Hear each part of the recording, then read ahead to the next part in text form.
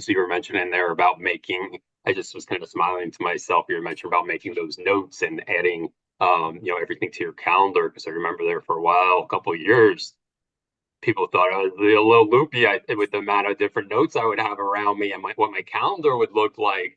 And it's funny, I don't need it nowadays. Yeah. Something that's quasi carried over to my day to day. So I still have a busy calendar, not as busy as it was, but I just find, again, setting yourself up for success. I just find it helpful to have those things down so you don't overlook it or don't forget.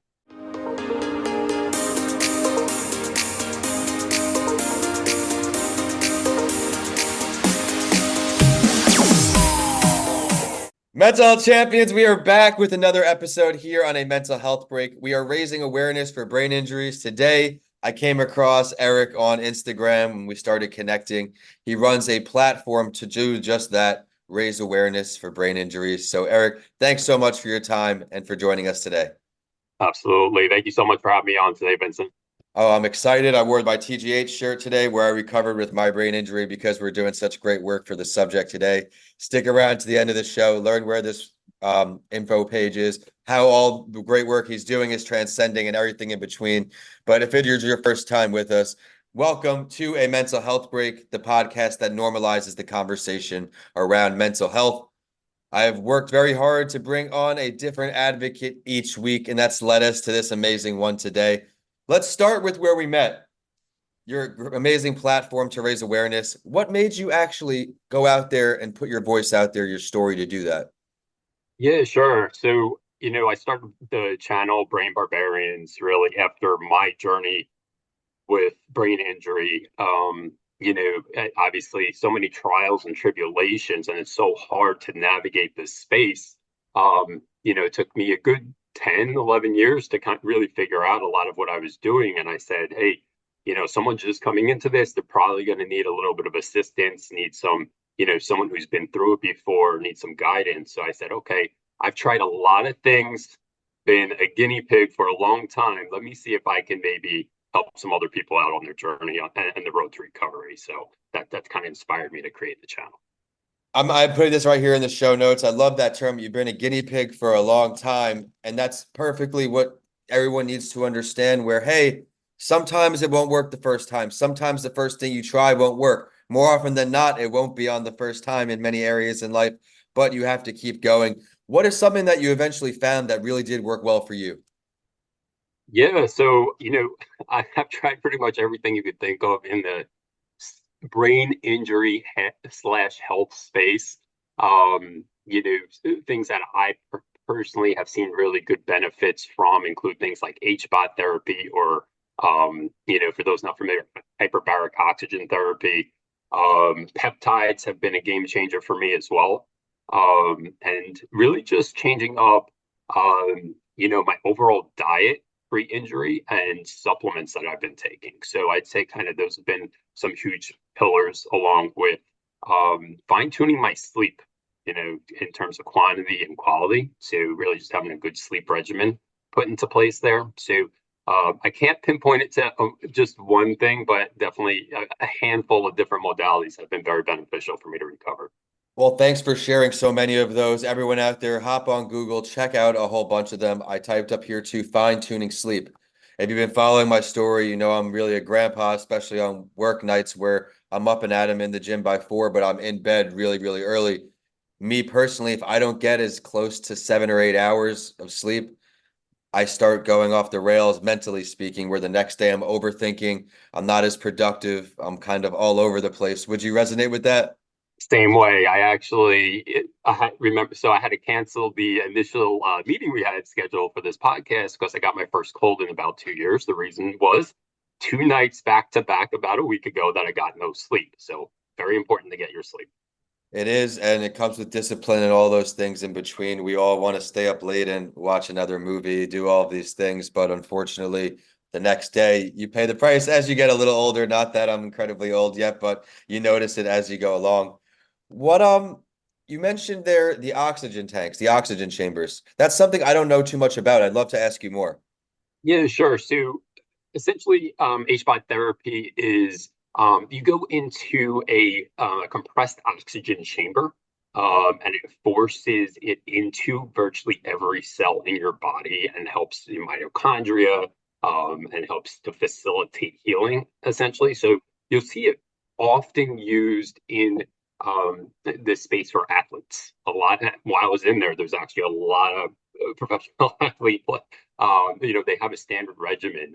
I've also read a lot into it. A lot of celebrities started doing it just for kind of overall health, anti-aging benefits, but it does have, of course, a tremendous part to play in regards to brain injury repair, essentially.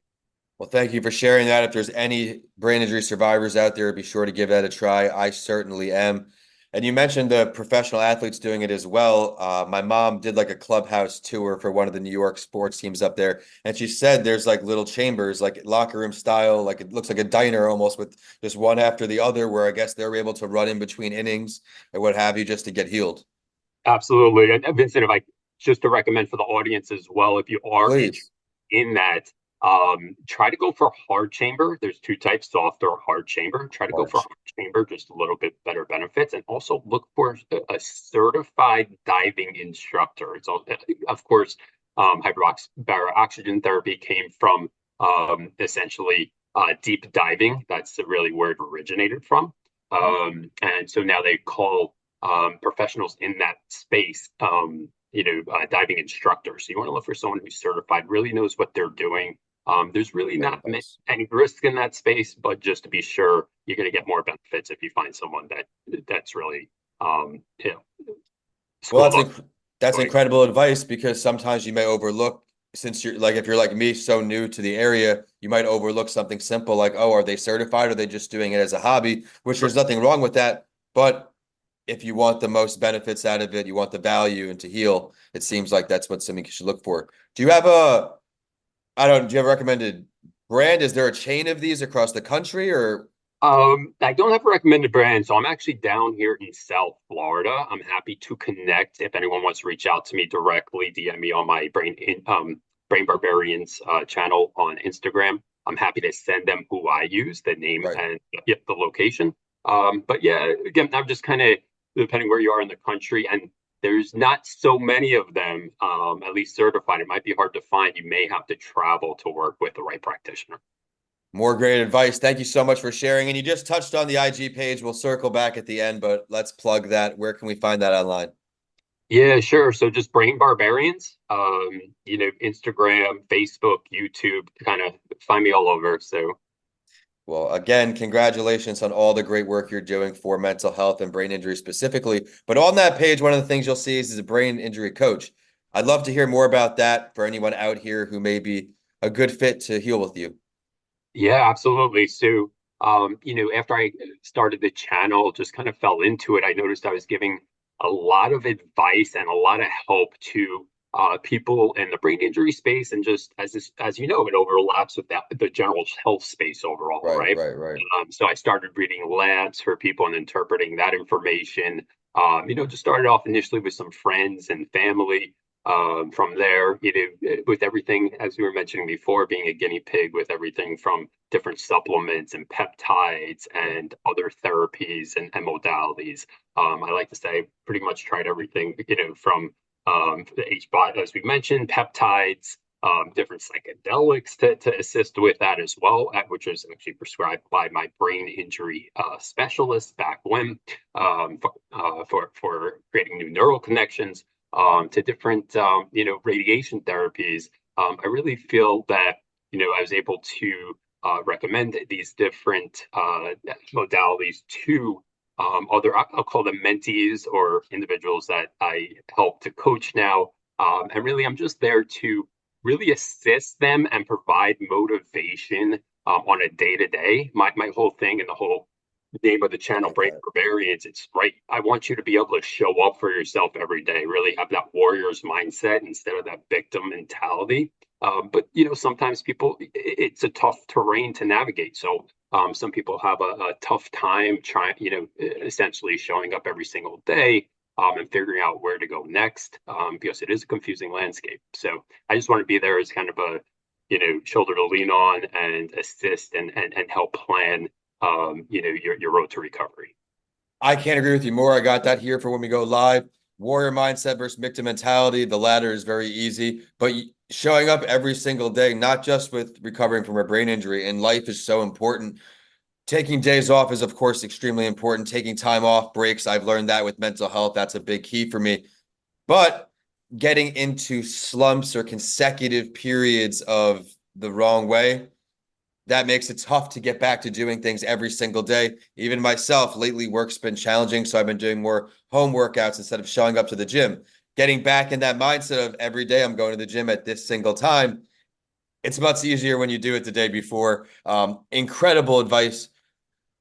You bring up a really good point there, Please. in regards to, you know, that was me as well, going to the gym, but it's a lot of work when you can just work out at home. So a large part of what I do as well when I'm coaching and mentoring is helping individuals set themselves up for success. How do we make your Love life that. really easy so that you do show up for yourself every day? It's incredible advice. You're doing such great work. Not everybody can do the home workouts, all of these things. Someone who works by themselves and is by themselves all the time, it comes easy to me and I can do that accountability. But that's a big area you just brought up. Accountability in as easy of a way possible. I'm saying it. You don't have to put too much pressure on yourself with what you're being accountable for, but just setting progressional achievements each day. Like, hey, I did the laundry today. The house is clean. My bed is made.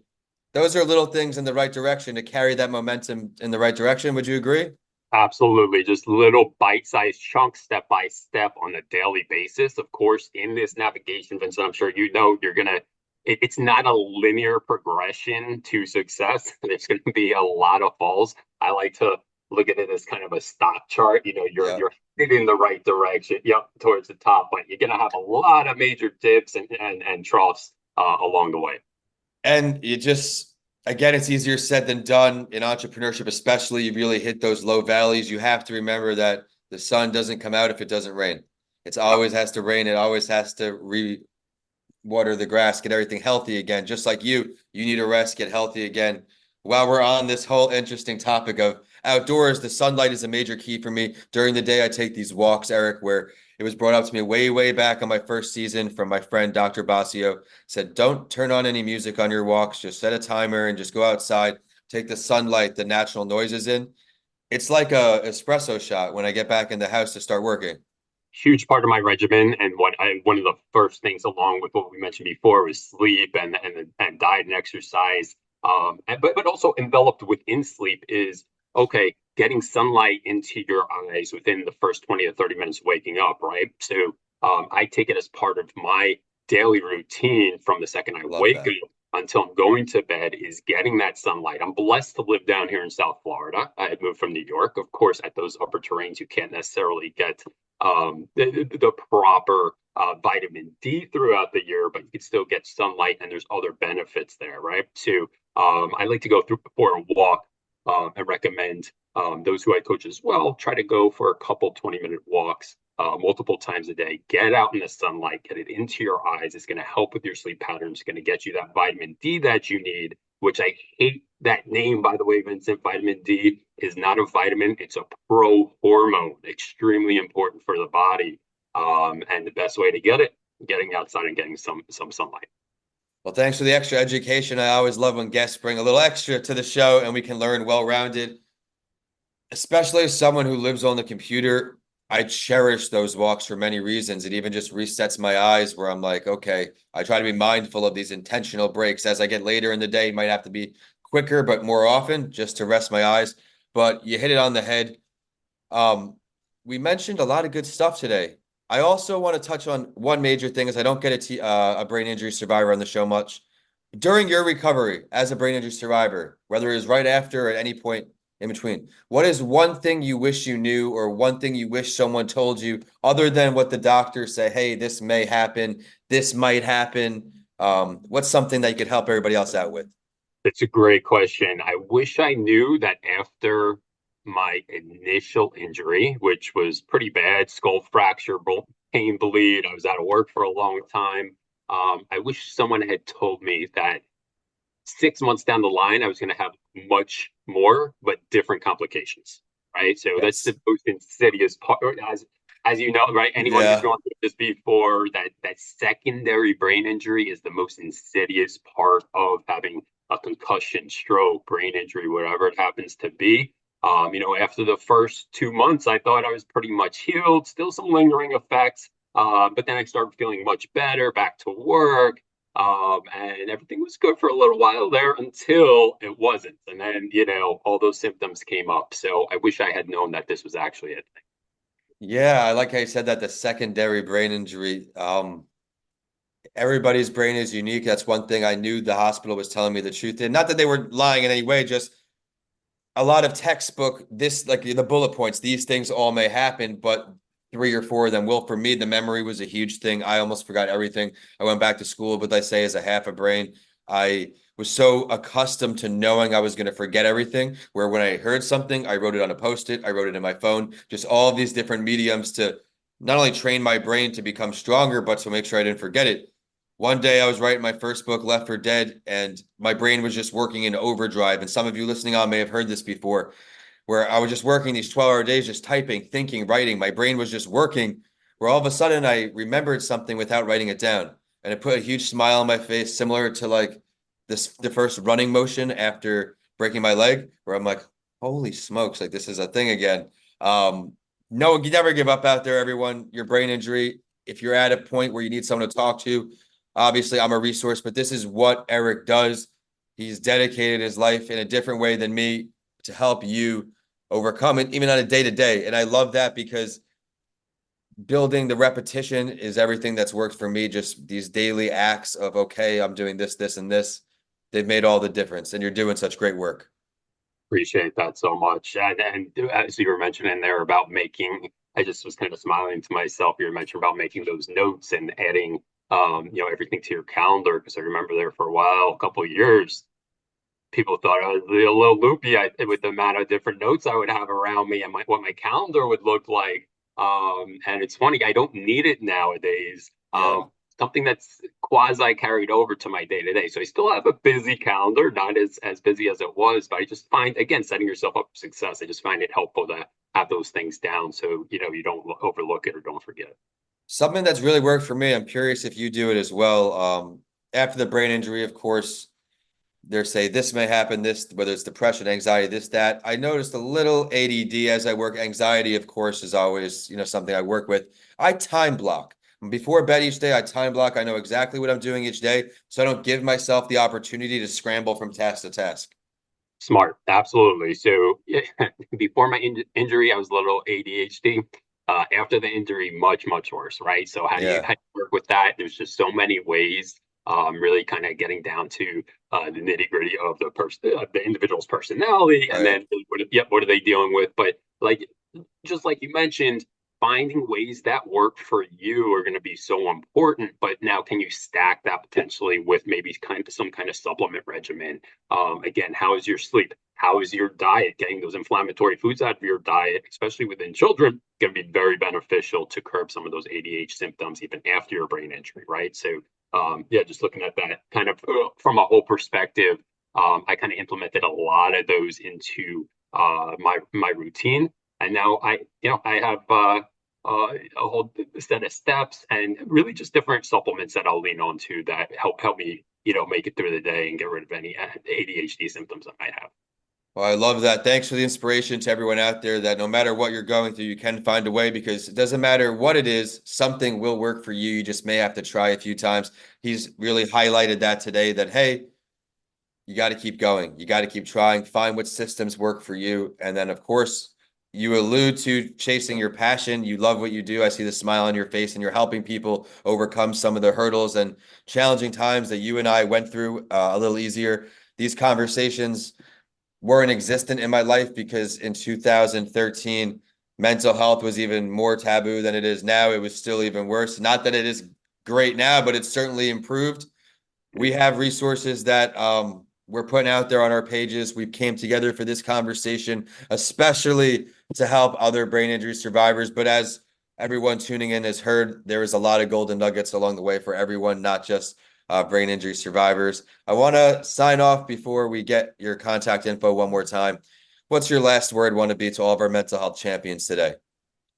Yeah, I would just say, if you're struggling trying to figure out how to navigate this terrain, it's really good just to kind of get yourself assimilated into the space. I remember joining a lot of different brain injury groups, getting on all the right social media channels, really educating myself as well as I can, or excuse me, as well as I could, in regards to things that I might not know. As you spoke about before, secondary brain injury. Why would you know that? You're not Yeah. going to know that coming into this, right? So really just being on top of it, kind of making this your priority. Your health is your priority, right? I mean, and your brain, it affects everything of who you are and what you do. But try to get assimilated into the space, and then from there, if you need a little bit of help, there are people like me out there, willing and wanting to help you just make it a little bit easier, help you navigate and really understand and what to expect on your journey to recovery. So. Well said. And just as we have a physical health, we also have the mental health, and that, like you said, controls the physical health and all of its actions. You break your hand, what do? You go get rehab. You're feeling a certain type of way. If you take the time to rest and implement the right strategies to combat that, it may not be a lifelong thing and you may be right on your way. So remember to prioritize your mental health just like your physical. I have to thank you so much for coming on once more. Where's the IG at? Where's your online presence to say hello? Absolutely. I appreciate it, Vincent. Yeah. Brain Barbarians. Again, usually find me on Instagram. Probably the easiest way to reach out to me. If you have any questions, happy to converse with anybody or set up a call. But you can find me on Facebook, find me on YouTube, and working on the website as we speak. I love it. Well, keep me posted when the website is live, please. I'll go ahead and throw a story up so all of our people who did tune in, can go check it out. With that, the show is at a mental health break on all podcast platforms. Find us on social media too and say hello. I am at Vincent A. Lancy on all social media and YouTube. Be sure to subscribe to me on YouTube so you can catch some video clips from today's show. It was an awesome talk, and I hope you got the value out of it that I did. But with that, we are signing off today. Both of us in Florida. Although by car, probably about 4 hours. Oh, okay. Yeah, I'm down in the Fort Lauderdale area, but we should Yeah. connect. My aunt lives over in Coral Springs. I'm not sure how far that is from you. Not too far. Yeah, I'm there. Um, Yeah, absolutely. that's about 3.5 hours, three and a half when I stop for gas. I used to be able to do like a straight shot, just get gas. Now I got to stop, rest every hour and a half or so. Always, always. Um, Absolutely. man, well, thanks so much for a great chat. I appreciate you. Thank you so much. You're welcome.